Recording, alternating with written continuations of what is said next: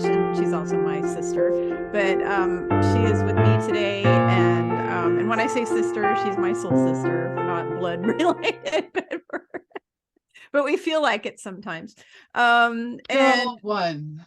Yep. And we were talking today about escaping the matrix and what you need to do, what you need to focus on, what's really going on. All the things that we're going to give you guys a lot of help, a lot of resources, a lot of tools, a lot of advice, a lot of information on what's going on. And I want to start off really quick before Sarah kind of, we give you a refresher of who Sarah is and what she does. I'm going to let her tell you what she does. But before we do that, I just want to say the Matrix movie had two things they were showing you. Number one, they were showing you what they want to do to us in the future with sticking us into pods and draining us and sucking us and enslaving us and killing most of the world first. And then the few people they have left, they're going to do that too. That was like a future template that they were giving. But the other thing they're showing you is they've already been doing it to us for 26,000 years, because when Lucifer and his minions came here, they basically created this whole fear festival, this whole fear planet. And then when we are in pain and we suffer and we're sick and our relatives pass away and we grieve and we're sad and we're angry and all of those emotions, they drain that as their loosh.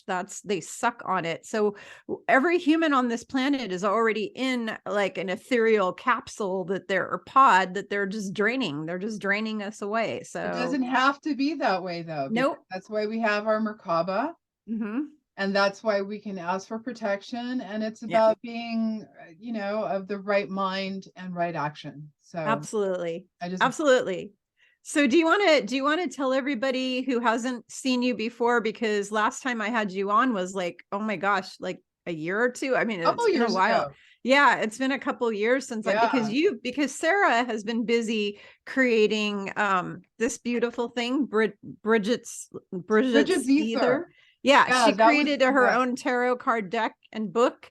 And she also has been creating all kinds of she's got the book here, she's got the deck, she's got all kinds of, and then she's doing all sorts of stuff, which go ahead and tell everybody what all you've been doing, because you're a busy girl. I'm really excited to get my Cosmic Triage Oracle finished. I think people are going to really love that, because that's what I've been using with my clientele. With Cosmic Triage, I've been training police officers, emergency medical technicians, as well as celebrities and attorneys and you and me. Yeah. Angels, living angels. Yeah, living angels. So, yep.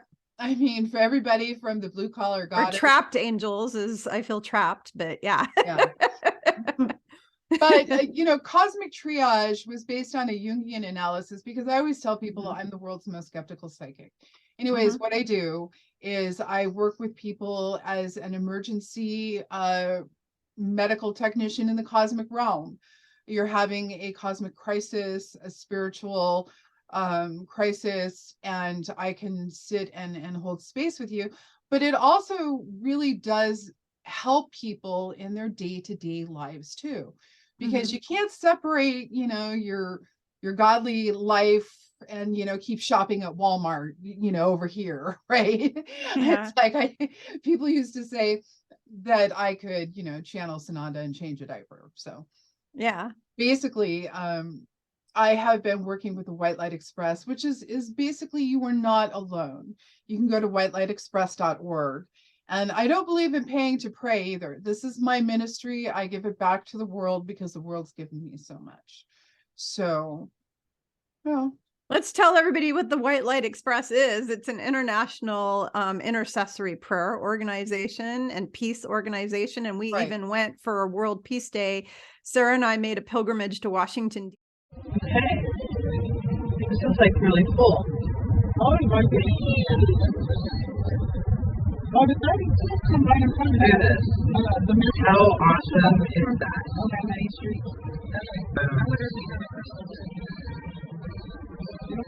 So awesome, Uber driver. There's Kimberly Palm. There's a podcast after that. Day, and we kind of broadcasted for that. And it's just, you know, she has a grid, and if you have prayers that you need for your family or yourself, if you are suffering or somebody in your family's in trouble and you need prayers, you basically go to Sarah into the White Light Express, and they put the prayers on the grid, and you have hundreds of people from all over the world all praying for you. So it's amazeballs. It's like the world church. It's like the church of the creator, you know, on the internet. And there's so you know, many of us out there. I mean, I'm yeah. aligned with Unity. I'm aligned with other, and we get together and we hold space. It's like the Lakota Sundance. I was asked to be a part of one at one time. And it was really, oh my God, give me a moment. The essence of the Sundance is not about pain and suffering. It is about holding the pain and suffering for the village or the community or the tribe for a space of 1 year. So those who dance agree that they are going to shoulder the burden of the pain, because it's like, you know, it's you call me and you got something going on and you tell me, right, Kimberly? It's a burden shared as half a burden. So, but it is a very, very real thing. People don't understand. Well, they do now. They're getting closer and closer to understanding it. And even me, God, I never want to stop learning. But holding space for someone who is suffering or in a place of becoming accountable or responsible or learning is one of the greatest gifts that we can give each other. And that's part of how we get to escape the matrix, because that's just it. They don't want us to hold each other up. When I say they, I'm talking about, you know, there are so many theys. The elites, the rulers, whatever. of the planet. See, that's there. You know, there's good people. The systems running the planet. There's crappy people in every organization. Yeah. So I'm not one to point fingers unless I have a finger to point and I know who I'm talking to. Because it is essentially part of the negative alien agenda, the way I see it. Yeah. The Luciferian rebellion, to keep us from understanding that we do have free will.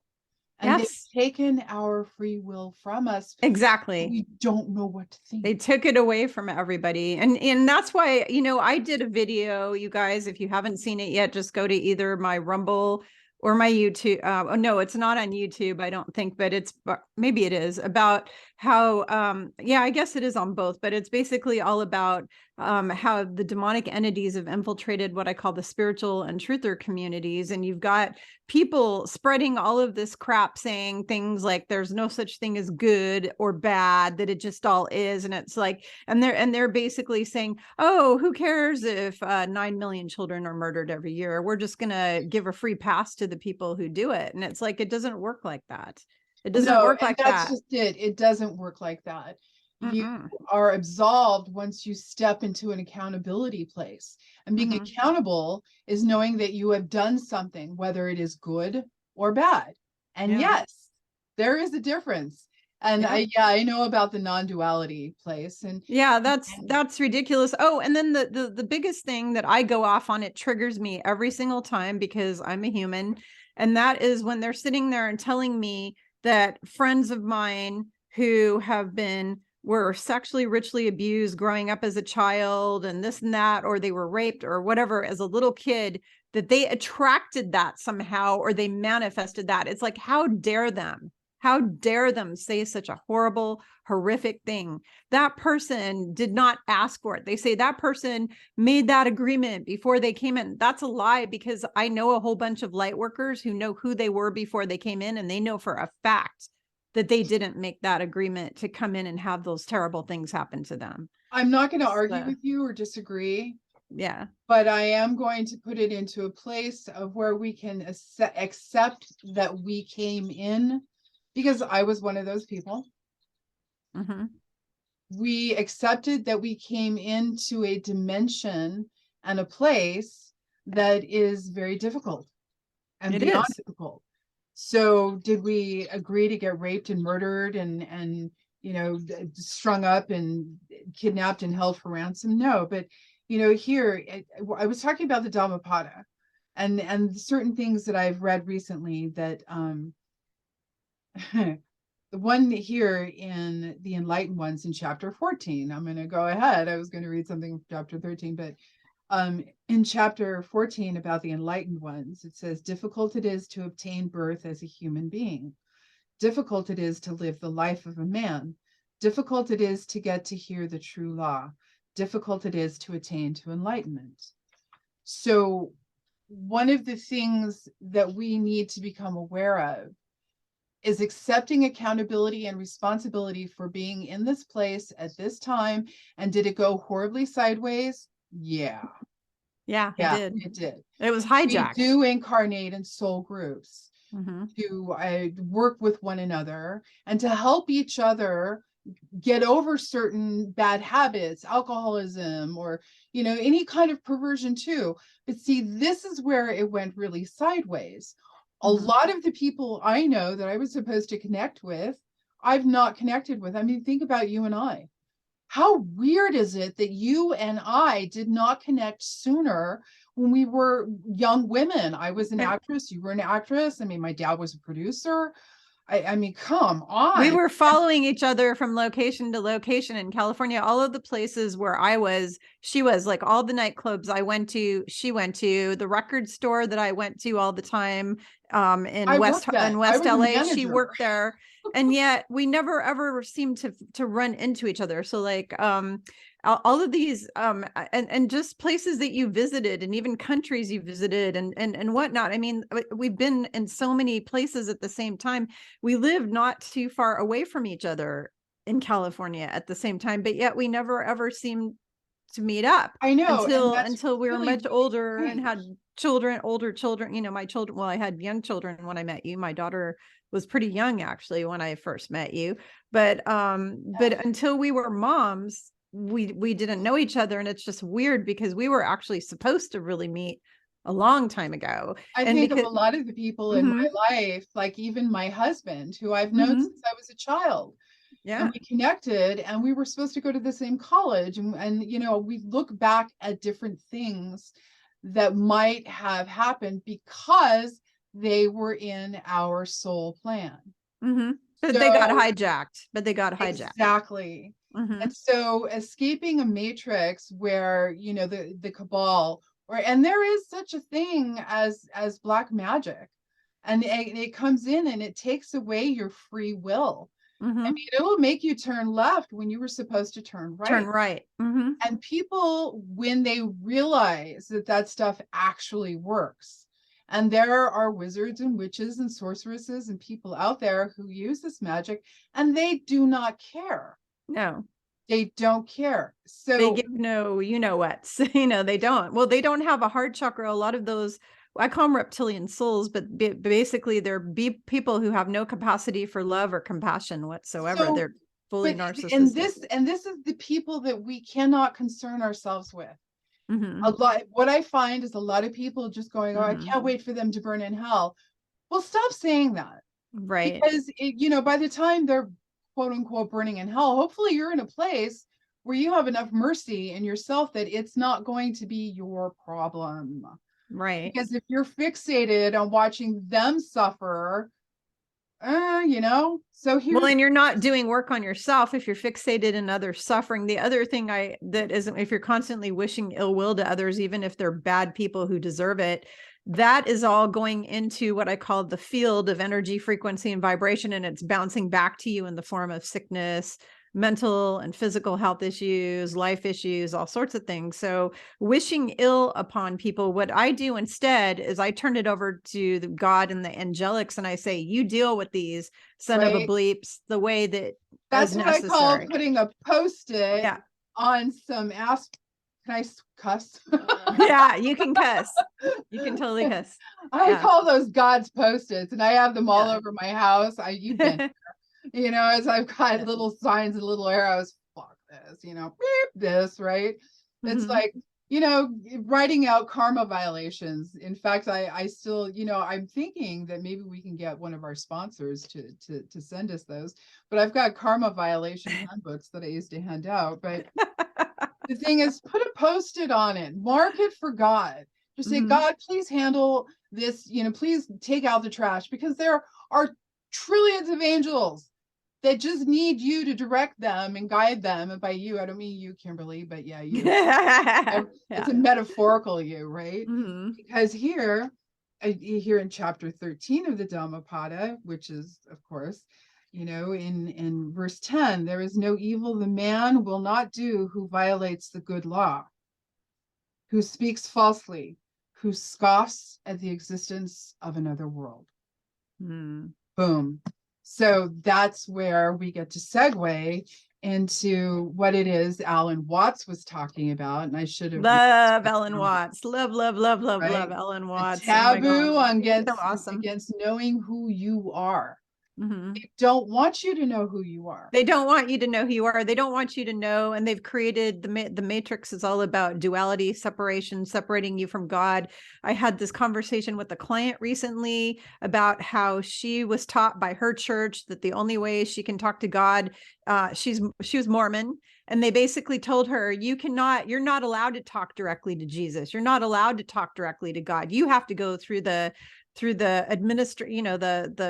I don't know what you call them, preacher, reverend in the Mormon church. I don't know what they're called, elder or whoever they are. You have to go through them.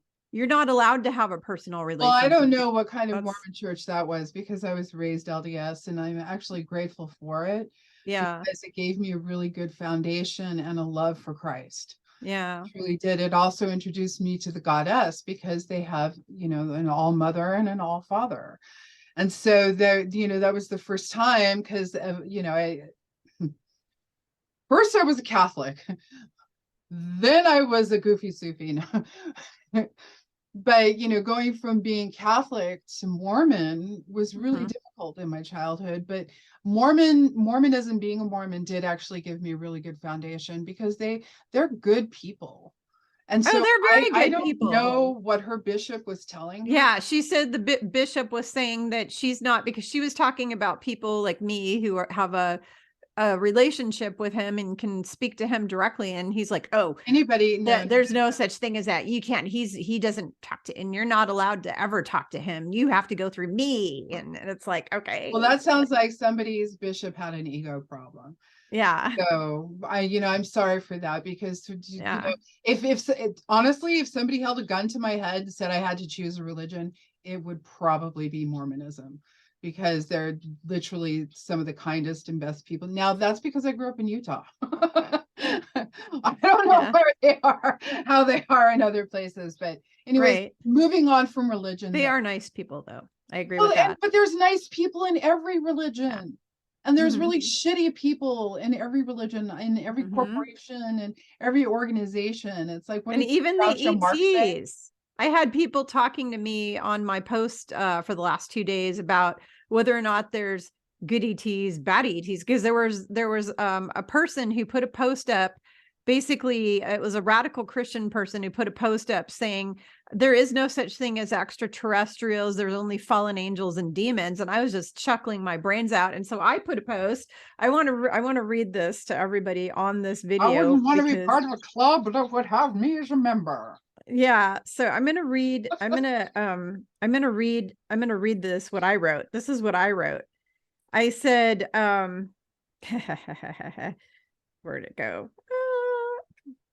Come on. I don't know if you can hear my birds in the background. When I get really excited, they get really excited. I have they get excited. Yeah, I can hear your birds in the background. Okay, here it is. Dear people who think ETs are demons, if that is true, then you are a demon, because most of the humans on this earth had lifetimes on other planets in space before incarnating onto Earth. Or maybe you think that God only created us on this one rock floating in space. Do you even know that for every grain of sand on Earth, there is one star, and those stars all have planets? There are infinite numbers of planets out in space. So are you telling me that every being who lives on those infinite planets is a demon, except for humans?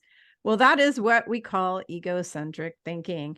And I said, when the ETs, and then I put in parentheses, demons, descend upon the planet in the coming years, we will make sure that you are the first one to greet them. And I put like laughing emojis, because these people are just, they're totally egocentric. They have this belief. They either think that if there is ETs, they're demons, or they think there is no such thing as anything in space. But, it's just us. right. But this is where I get to step in, and this is what I do. Allow them to have their own way of thinking. And this is how we do escape the matrix. You get to have your own way of thinking, but it's like pick a lane, any lane. And stay in it. And that's the difficult thing, because we allow ourselves to become conditioned. Now, and that's where the book of Tarot comes from. It comes from the I Ching. And I studied the I Ching for many, many years. And then, of course, I, got into Tarot, and I understood that the I Ching is the basis and the foundation of Tarot. And it's not evil, because signs and symbols and seals are the way in which this universe and this dimension works. Red light, green light, yellow light, it's all tools though. It's just like I tell all of the people out there that stop saying that tarot is evil. It's no more evil than money is evil. If I hand you $100 bill, it's only evil if you use it to go buy drugs to give to a 5-year-old, then it's evil. It's a tool. It's insulin and they really need it. But see, again, the bottom line is that it's not really for us to determine those things. We get, and see, this is where it gets like really boring, because people want to be entertained. They just want to they want to run around and scream that the sky is falling and we're all going to die, because yes, that's the truth. Eventually we're all going to die. And the sky is going to fall eventually too. If a meteor hits, is going to happen. But in the meantime, how do we escape the matrix? By allowing ourselves these moments of peace, right? I mean, God forbid we should have moments of peace. And see, that's where media comes in. There's that new goddess, media, right? She comes in and she wants to stick a straw in our brain and suck our brains out, because, we love watching The Simpsons. The Simpsons. Hey, I used to watch that show for years. Balance and all things, it's like, okay, how much of the fear mongering are you going to allow yourself? And I swear to God, Kimberly, if it wasn't for you, I wouldn't know half of the stuff that's going on out there. Because see, when I talk to my team and my angels, and some of them have lunch with yours, it's I get these confirmations, because I don't watch any of the videos or the truther videos. I never have. No, I know you haven't. I get these confirmations because I'll tell you something. You'll be like, oh my God, they're talking about that. I'm like, yes. But it's so what is this matrix? Yeah. It's where you are and who you are in any given moment. I don't talk about media. There's this show out there called I keep rubbing my hands together because I keep sending energy. It's like everybody's watching. Mine are just cold. So if I'm rubbing mine, it's because I'm freezing my buns off down here in the basement. It's because I made you close the window. I'm in the basement here, the same place Sleepy Joe goes and hangs out when he wants to hide. No.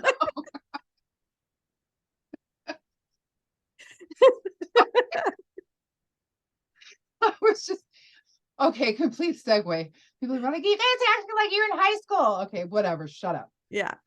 We have fun when we're together. It's called being in touch with your inner your inner teenager. Your inner teenager. Yeah. We have a lot of fun. It's never too late to have a happy childhood. If you don't laugh, you're gonna shrivel up and die. Laughter is the best medicine. It heals. That's what I was doing before.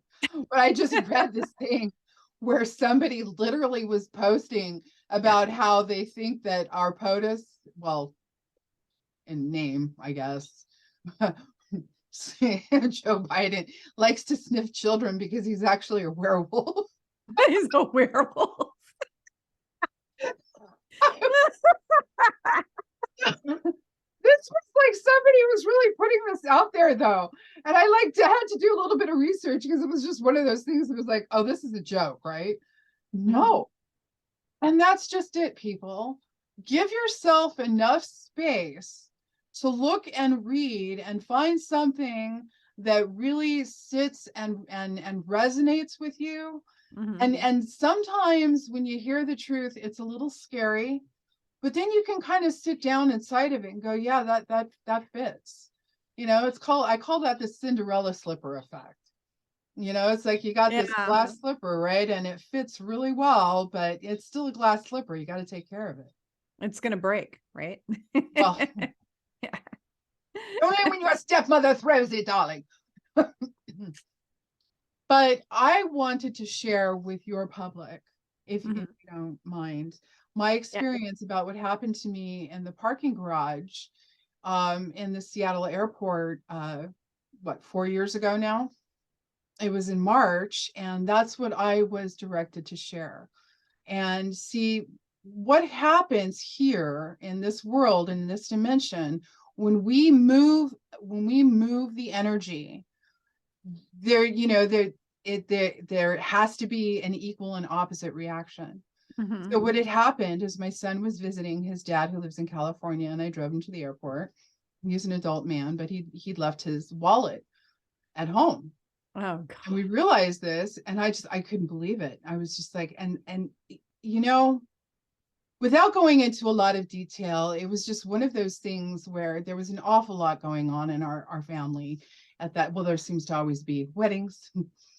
But we got to the airport, and that's when my son realized that he had forgotten his wallet. And so we were trying to make some arrangements with my husband to, you know, maybe meet us halfway, because, you know, you get to the airport. Anyways, to make a long story longer, thing is that I began praying, because I distinctly remembered picking up his wallet off of the table and giving it to him with his car keys, because he always keeps his car keys in his wallet. And it was like, I knew that I had given him his wallet.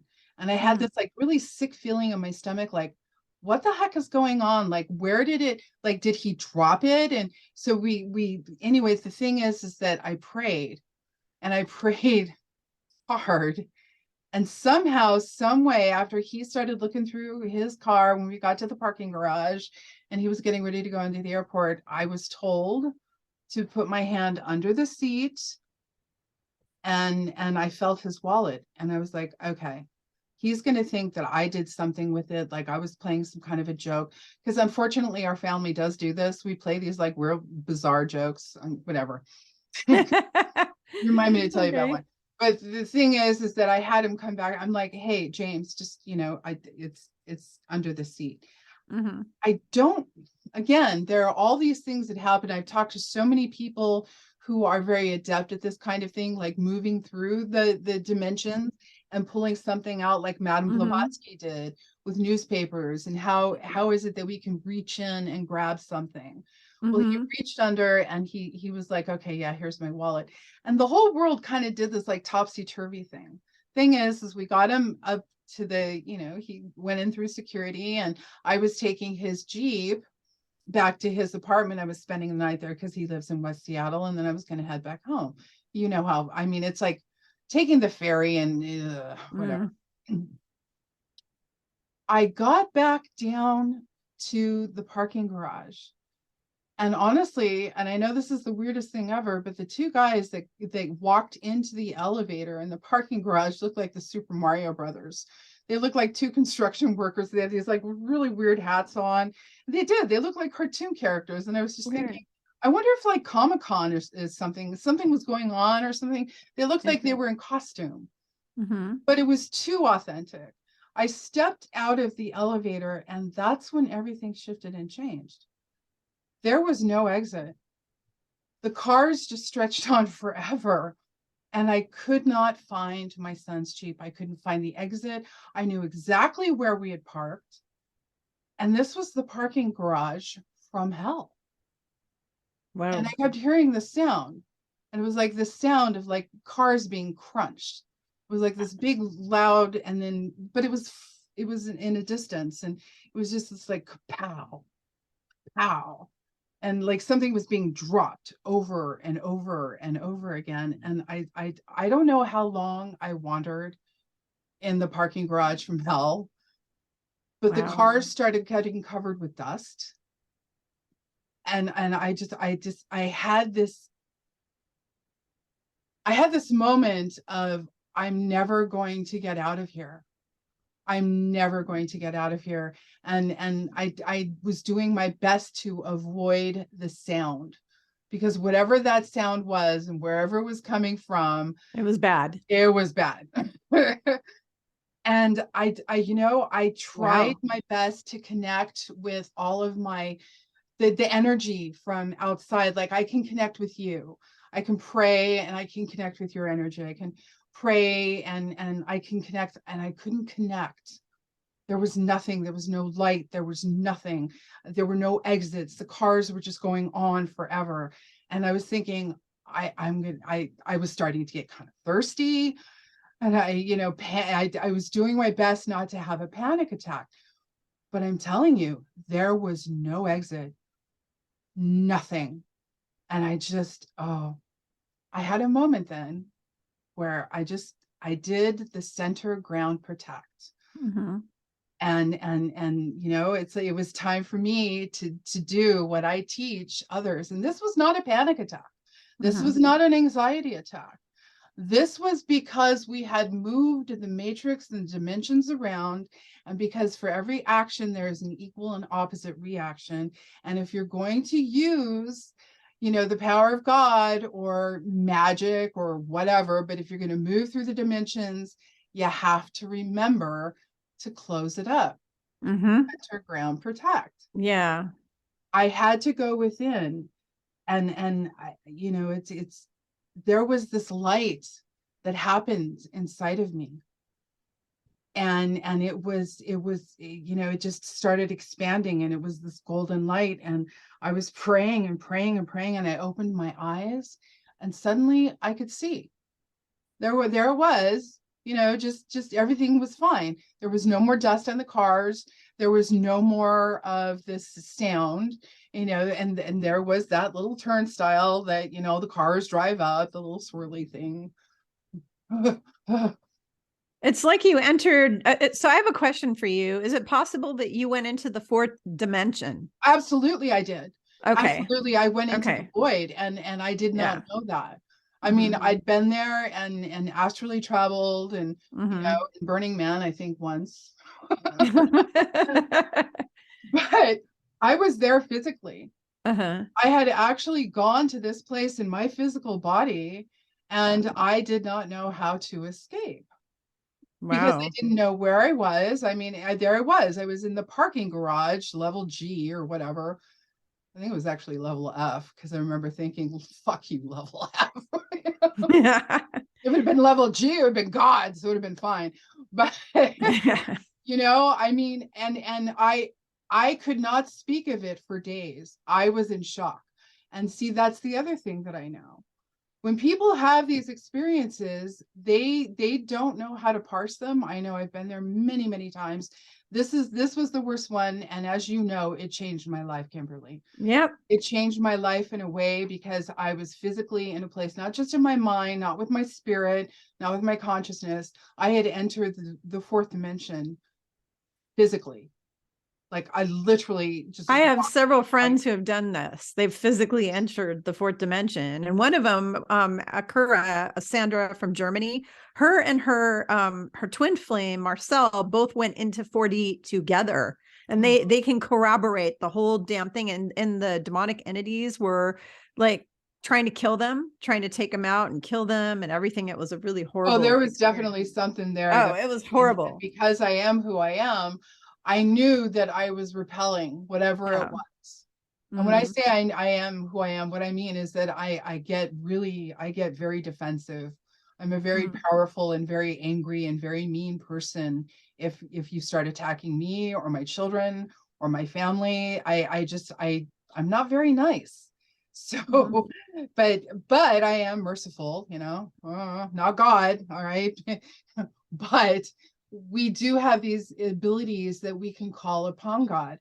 But that was the first time I literally had to go within and ask that piece of myself, my divine center, my heart, because I literally thought I was going to die there.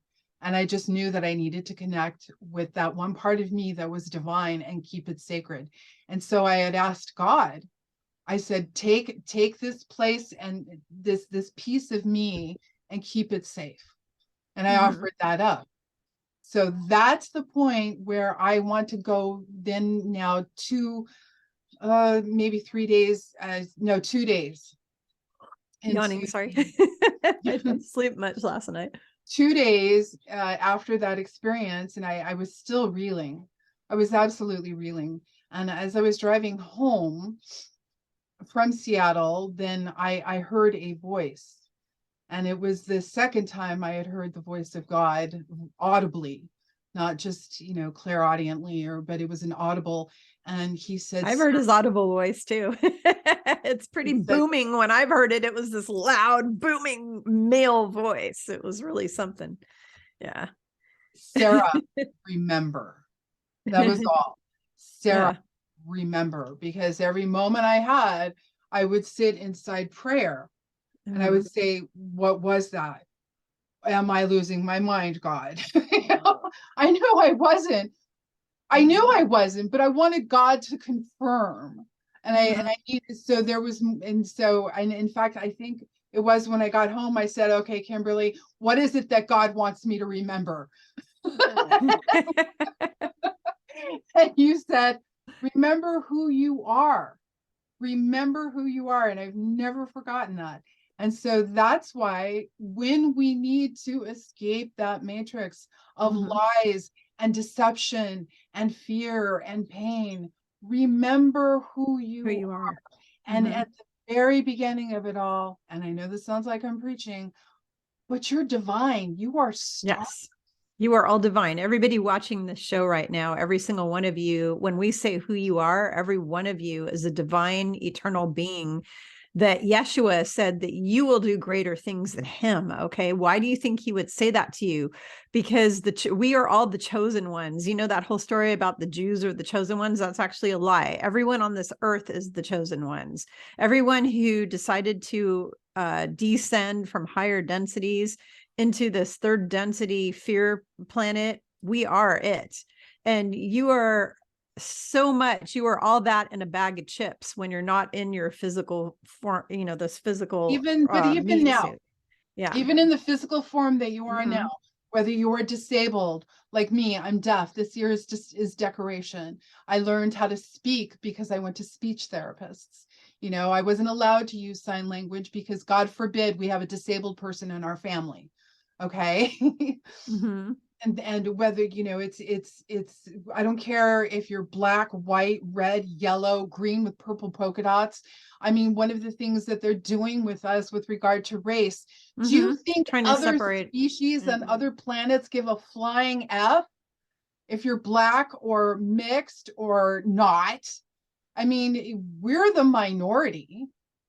Seriously, it's like all of these things that they try to do to separate us. Yeah, it's divide and conquer. Over and over again that we have to keep people separated.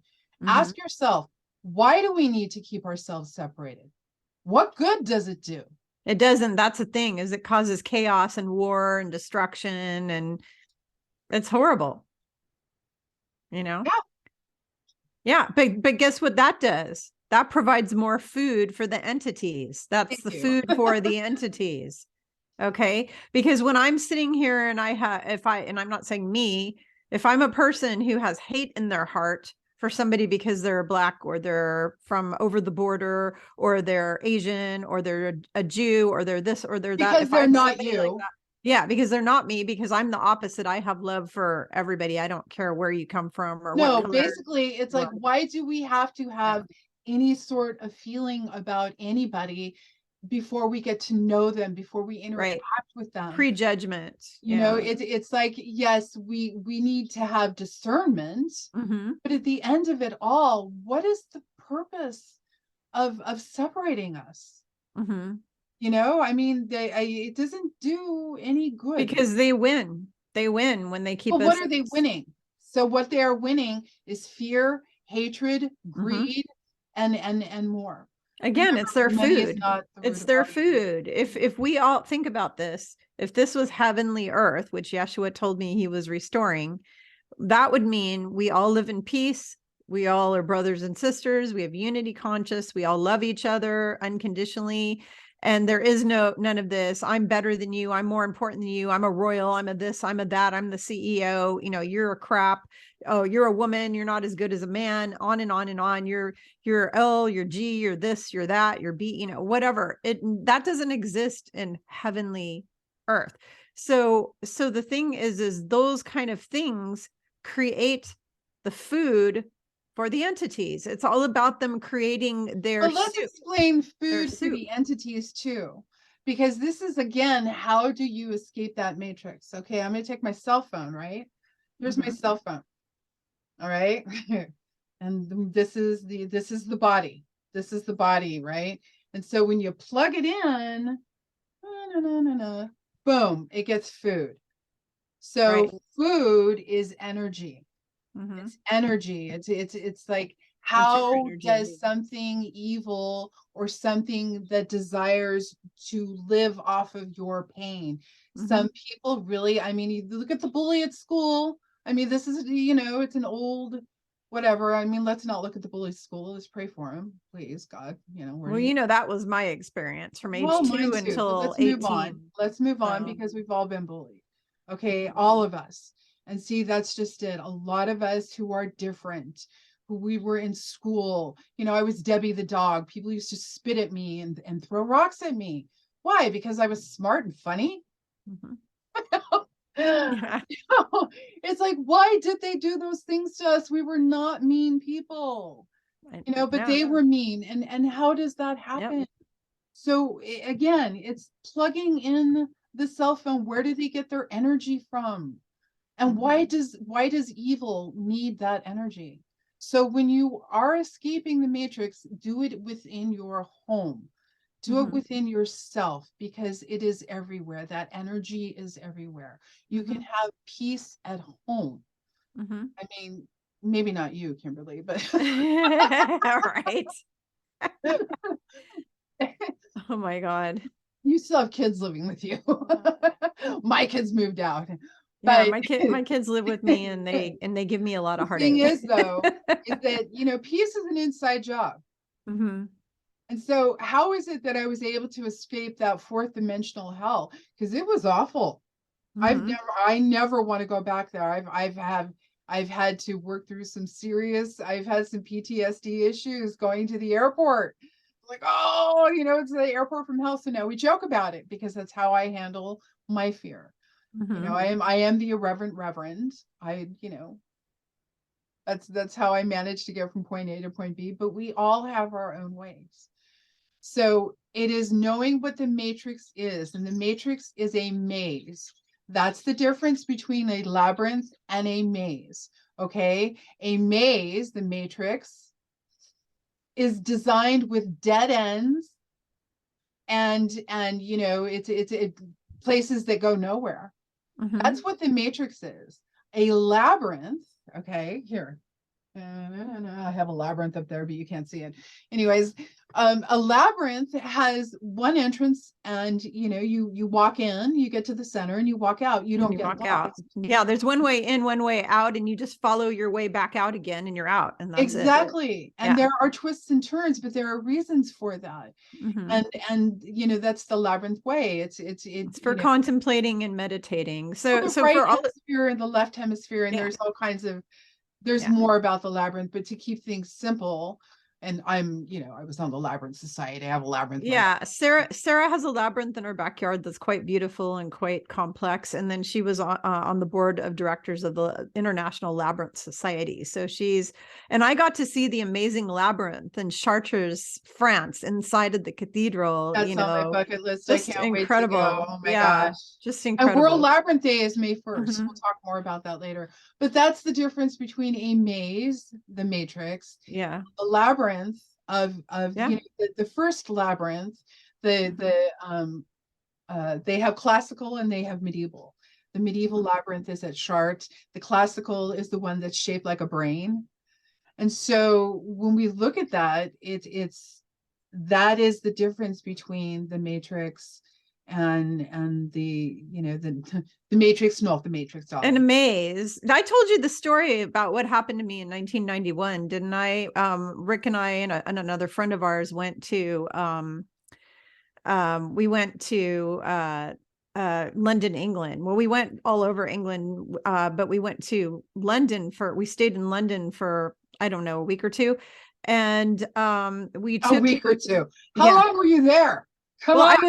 I was in the UK for at least 2 weeks, but we stayed with my friend in Peterborough, which is in Cambridgeshire. So we got to go see Cambridge University, which was real interesting. And it's like the oldest college, I believe, or something like that in the UK. So moving on, we were castle hopping. We were castle hopping. And all of these castles almost all have mazes next to them. In their gardens, they have a maze. And the hedges are pretty darn high. You can't see over the top of these hedges. Okay. So I went into the maze, and I think we were at, what is that castle called? I can't remember, but it was the castle Henry VIII built. We were at this castle, and I was in the maze. I went in, and guess what happened? Did you get lost, darling? I got lost, and the guys were not with me at the time. They were not with me. And I had a massive panic attack. I had a panic attack to beat all panic attacks. Welcome to the Matrix. Yeah, because there was no people in the maze with me at that time. I was all by myself. And that's the difference between a labyrinth, because a labyrinth has no walls, no hedges to divide you. It's just a pathway, and you can see the people that you're passing. Mm-hmm. Yep. And, you know, if there would have been other people there, I would have been less panicky, but it was just me. Just like you, when you were in that parking lot and you didn't have any friends or any people walking by you. I mean, it was from hell, except for it was just you. Brothers. It was, except for the Super Mario Brothers. It was, no, they got on the elevator when I got off. Yeah, but it was just you. Okay. And God. Yeah. And God. I had to realize that's where God lives, in here. Right. And I know it sounds so cliche, people. Mm-hmm. Truly. But the way to escape the matrix is realizing and surrendering and giving yourself over to that divine center that you possess. Divine spark. Really, because that is what keeps you separate. Talk about being separate or separated.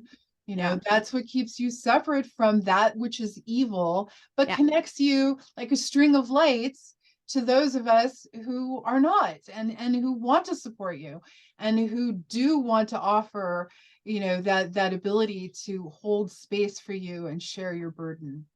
And so that's why it is incredibly important to begin to make up your own mind. Sit down. Don't spend so much time asking other people what their opinion is. Get a few questions together and go to somebody like Kimberly, or even myself or others that you trust, not fear mongering, you know, the sky is falling, but the Chicken Little people, the sky is falling, the sky is falling. But ask, because we're not going to lie to you. Find someone who is going to engage you in conversation. And if they don't know something, well, they might know somebody who does. And see, that's one of the things that I love about you, Kimberly, is when I ask you something, you're like, well, I don't know. Let me find out, because you're not attached to your ego. And, you know, I'm going to admit, I was one of those people way back when who would be like, oh, I know. And then I'd run off and look. That was me. And there was, you know, I'm gonna not me. If I don't know the answer, I say, I have no idea. I don't know. But see, for me, part of my pain and part of how they use us is they find out what our Achilles heel is. Yeah. And so knowing what your strengths are and what your weaknesses are is really a plus. And that's one of the ways you do get to escape that matrix. You know, ego says, oh yeah, no, you know, if somebody comes up and says something stupid about a movie or something, and you don't want to act like you've never seen the movie. So you're like, and I'm not saying you, I'm just saying. See, I've never done that before. I either people do it all the time. Yeah, and I've never done people do it all the time because they fear and shame and embarrassment are one of the biggest motivators, because we live in a cancel culture. Because we live in a shame culture. Because we live in a, oh, that's embarrassing culture. the more they can embarrass you, the more they can shame you, which is why they set up pastors, with young women, or, it's like, how is it that we can get this person shame, blame, and guilt, which is all the negative parts of ego. Lots of negative stepping parts into of a place ego. of accountability with yourself. Just be true with yourself. Know what your own strengths and weaknesses are. And that's why sitting with a good group of people who will not shame you for asking questions. It's one of the things I enjoy about watching you on your page, Kimberly, in Spiritual Growth Journeys, is that when somebody says, hey, what do you think? You tell them, well, this is what I think. You don't just immediately, go into whatever, but it's a place for people to ask questions. Yep. And so and every now and then I say, I don't really know about that. Like, I've had people lately keep messaging me, do you know this person in their book? Do you know this person in that movie? Do you know this person in this video channel? And a lot of these I've never heard of before. And I'm not going to placate my ego and go, oh yeah, I know who they are, when I don't. I say, no, I've never heard of that person before. Yeah. Why would I lie? It's like, well, exactly. Why would you lie? Well, there are a lot of people out there, and that's, you're in a public forum there. But the bottom line is that, we'll lie to the cashier at the counter. It's like, no, I don't know the prices of that. No, you damn well do know what the price is of that. There's all kinds of things that we do throughout our day, and that's just a minor example. But we tend to drag out knowing what the truth is because we're afraid. And I'm going to bring it back to myself. When I was told way back when that I made Emperor Palpatine look like a Chuck E. Cheese toy, and I really had to sit back with that. And I'm like, am I that evil? Am I that awful? Not now. I've known you many years, and I've never seen you do anything evil. I'm evil. No, but I did. I had somebody that I had spent a great deal of spiritual time and research with turn to me and say this to me. And it was just shocking. It was devastating. But I went into prayer, and it was approaching. I'd never heard about the Chohan at all. I'd never even knew what they were. And the Chohan are the ones who have ascended, just in case people don't know what the Chohan are. Well, Yeshua is one. Well, boy, howdy. Yeah. Saint Germain is one, Serapis Bey, Lord Nada. But anyways, but the Chohan, Babaji. and I went into ceremony, and I approached them, and I said, if I am really this evil, if I have hurt people, if I am so awful and I just don't know it, please destroy me. I give you permission to destroy me, because I don't want to be the source of it. I don't want to be part of that. And that experience is something that we'll talk about when we have our workshops at your retreat. Well, I think I counseled you, didn't I, a little, and told you when you shared that with me that person said that stuff that I said to you, that was them getting triggered by the fact that you and I, the one thing we do in every session with our clients is we are brutally honest, and some people can't deal with that. So then they turn on you like a pit bull. They turn on you. And that is what she did to you, because you and I discussed this. And I said, that person turned on you because they didn't want to hear the truth about their situation. They couldn't handle it. So they're going to do that narcissistic thing where, no, it's all you. You're the bad guy. I didn't do anything wrong. But there was an element of truth to it though, too. And I'm really grateful for that moment, because again, how did I escape the matrix of my pain and fear? I sat down inside of it and said, how much of this is true? But I always bring it back to God. Sure, I'll talk to you about it, and my other friends that are spiritual, not the quilting group. They are too. But the bottom line is that there is a time and a place for everything.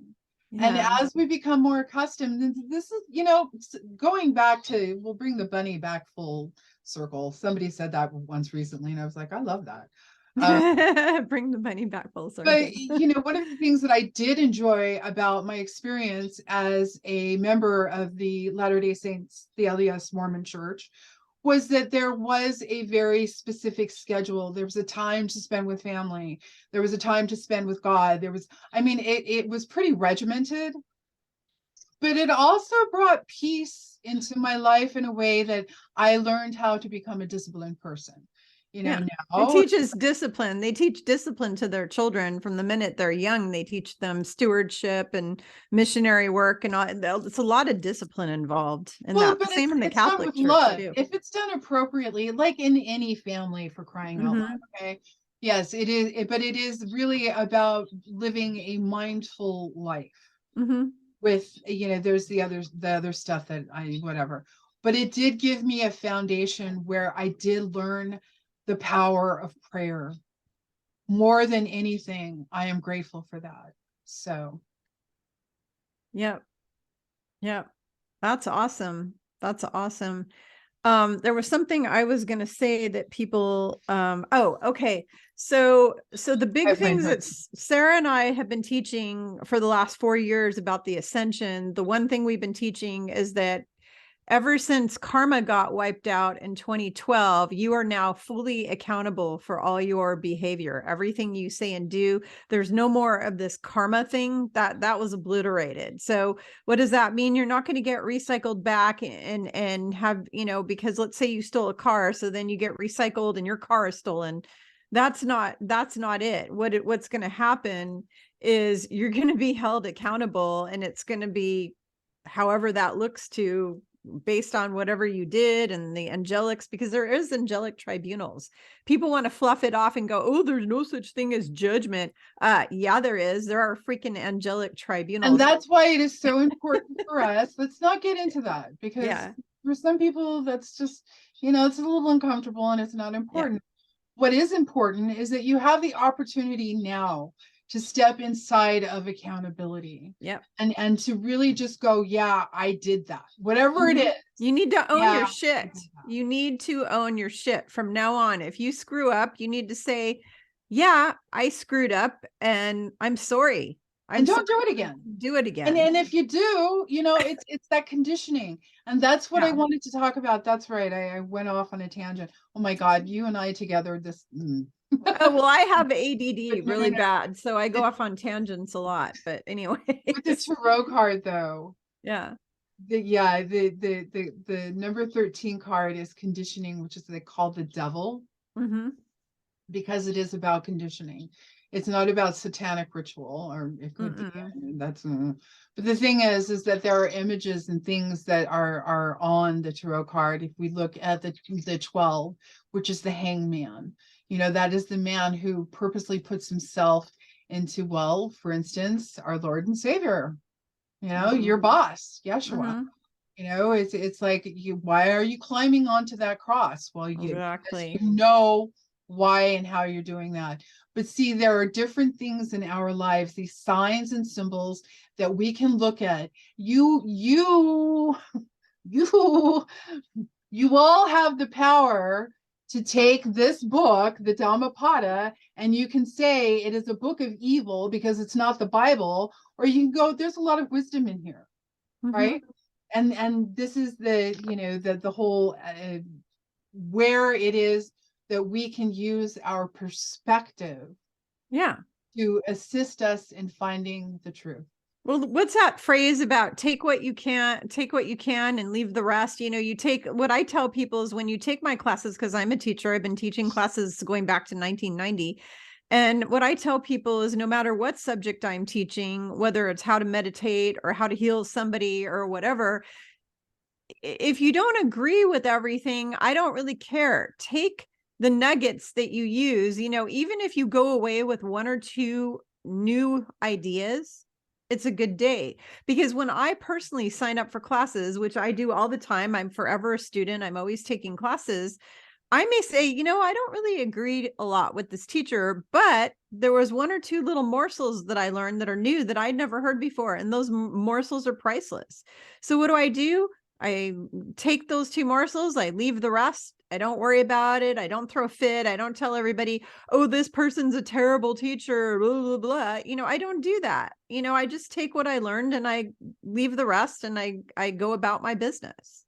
Well, I think we should probably close with what Brother George said. Brother George Carlin. 8 billion George Carlin. people Love that should guy. be 8 billion religions. And that's how you escape the matrix. You create your own religion.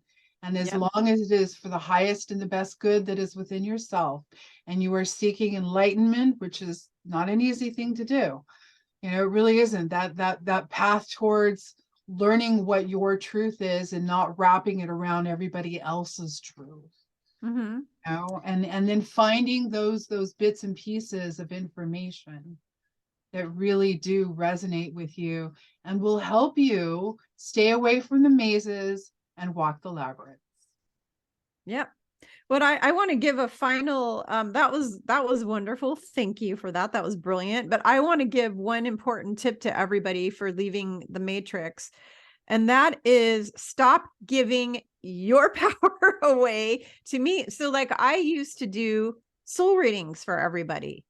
And Sarah knows about this because I called her and told her how it was draining the fuck out of me. It was literally draining all my life force energy. I mean, God actually slapped me upside the head and said, "You're draining out all your life force energy." And I was like, "Oh, okay."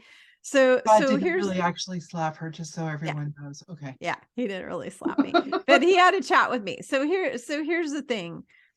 Don't give away your power to other people. I teach you how to be your own guru, your own psychic. You don't need, now, if you need guidance and you need, like Sarah is an amazing grief counselor and she does amazing work with trauma, grief. If you've been raped, if you were a victim of rape, molestation, if you have family members who have died, if you have children, if you're a 50-year-old woman whose child died, oh my gosh, Sarah is going to help you get over that and heal your heart and move on with your life in such a beautiful way.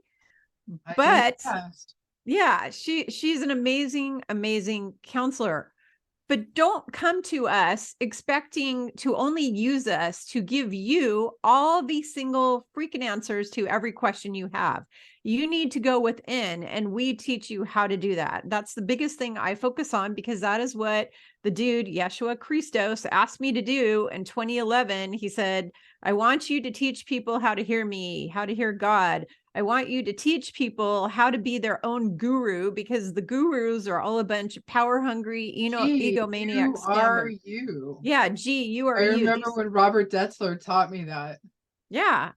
And these people who call themselves gurus, these big fat guys with the turbans that are making like $20 million a year off of people. Not worry about that. You don't want to be that. Really amazing. And it's okay to follow someone and learn from them. That's fine. Well, yeah, you can follow my videos and learn.